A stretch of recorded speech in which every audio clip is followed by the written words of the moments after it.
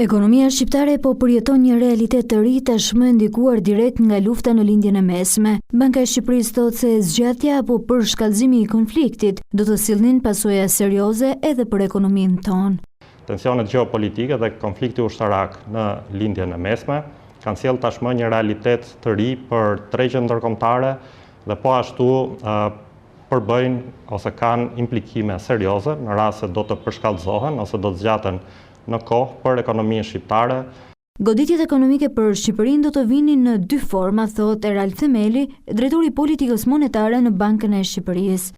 Goditje e cila gjithmonë nëse do të intensifikohet dhe do të vazhdojë të jetë prezente, do të ketë presion për rritje të çmimeve dhe po ashtu potencialisht do të ushtrojë presion edhe për frenim të ritmit të rritjes ekonomike gjatë vitit 2026.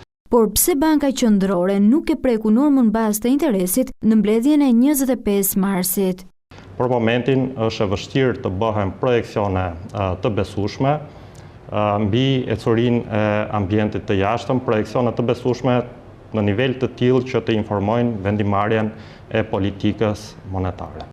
Duke qenë se projekcionet aktuale të ekonomisë janë të mbuluara nga pasiguritë që vijnë nga tregjet e huaja, e që deri më tani ndikimin më të prekshëm e kanë dhënë në çmimin e lartë të naftës, Banka e Shqipërisë thotë se vendimarrja e majt e Këshillit të Mbikëqyrës do të jetë direkt reflektimi i impaktit që ka sjellë aktualisht lufta në Shqipëri.